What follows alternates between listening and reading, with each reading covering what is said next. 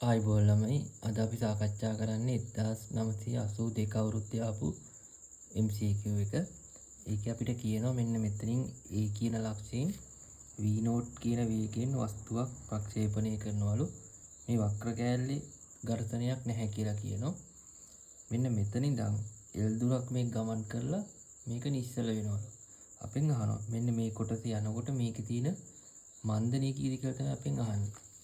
අපිට ගාන කියන මෙතනින් ආරම්භක වේගය v නෝට් මේ වක්‍රකාර මාර්ගයේ මෙහිම ඇහිලා මෙතෙන්ට යන අංශු එනවනේ.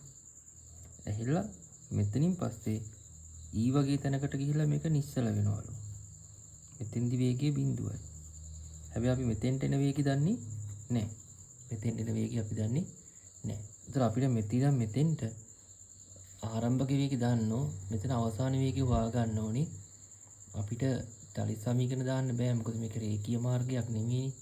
ඒතර ඒ වගේ ගණන් හදන්නේ අපි චලිත සමීකරණ දාන්න බැරිව ප්‍රවේගයක් වගේ හොයනවා නම් අපි කරන්න පුළුවන් එකම දේ තමයි ශක්ති සංස්ථිති නියමයේ තමයි අපි මේකට දාන්නේ. ඒතර ශක්ති සංස්ථිති නියමයේ දාන්න පුළුවන් ක්‍රම තියෙනවා දෙකක්.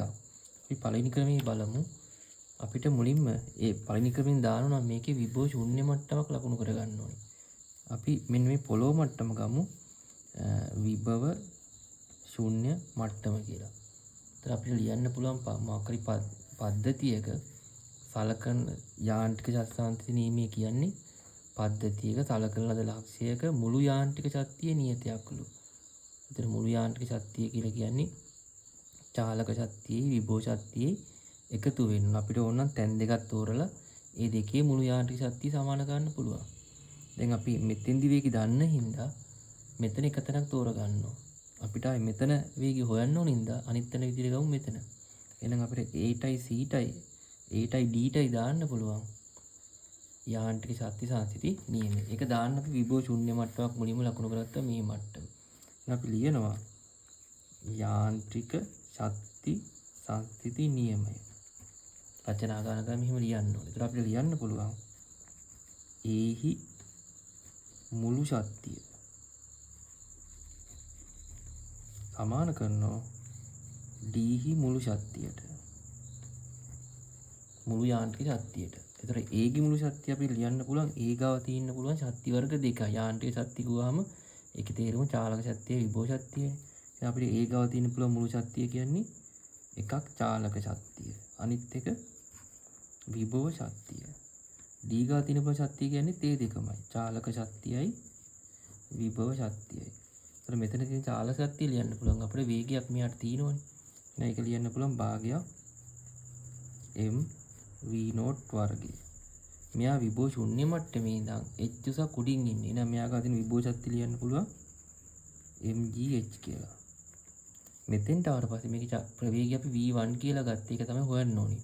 දැන් මෙතෙන් චාලක ශක්තිය ලියන්න පුළුවන් භාගයක් m v1 වර්ගය. විභව ශක්තියක් නෑ උසක් නෑ මේ මට්ටම ශුන්‍ය මට්ටම කියලානේ ගත්තේ අපි. එහෙනම් මේක බිඳුව කියලා ගන්න පුළුවන්. ඒතර ඕන්න අපිට හැම එකෙම ස්කන්ධය කියලා අයින් කරනවා. හැම එකම දෙකෙන් වැඩි කරනවා. ඒතර මෙතන දෙකට කැපුණාම මෙතනින් v නෝට් වර්ගයක් එනවා. මෙතන දෙකෙන් වැඩි කරාම දෙකක් gh. දෙකෙන් වැඩි කරාම මේ දෙකත් භාගයක් කැපෙනවා මෙයක් කැපෙනවා මෙතන විතර දෙකක් එනවා. ඒතර අපේ එනවා v1 වර්ගය. අපි වර්ගමූලය ගත්තේ නැහැ. ඔහොම තියාගමු. ඔන්න මෙතෙන්දි වේගය අපිට හම්බුණා. දැන් මෙතන මෙතෙන්ට යන්නේ ඝර්ෂණයක් තියෙන පාරක. ඒතර මේක අනිවාර්යෙන් මන්දනයක් වෙලා නිශ්චල වෙන්න ඕනේ. ගියපු දුර දිහා දෙන L කියලා. අපෙන් අහන මන්දනය හොයන්න කියලා.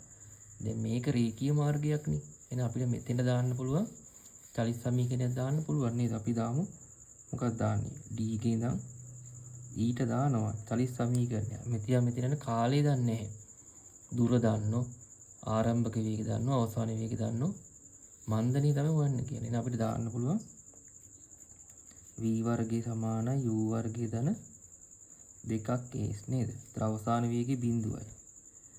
ආරම්භක වේගය v1 වර්ගය ධන 2ක් a දිග l. අපිට v1 එක මෙහෙට ගියමුකෝ.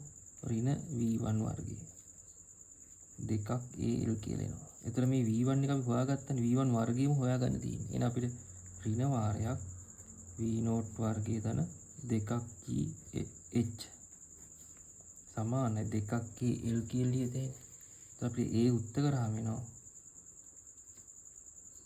ඍණ වාරයක් v නෝට් වර්ගය 2ක් gh යට 2ක් l කියලා. එන්න අපිට මන්දනේ එනවා. ඒතකොට ඍණක් එක්කම ආවේ. හැබැයි පේපර් එක කියන්නේ මන්දනේ විශාලත්වය. ඒතර විශාලත්වය ගිහම ඍණ සලකන්න ඕනේ. විශාලත්වය විතරයි අහන්නේ. නැත්නම් අපිට ලකුණත් එක්කම තමයි චලිත සමීකරණය දැම්මට පස්සේ එන්නේ.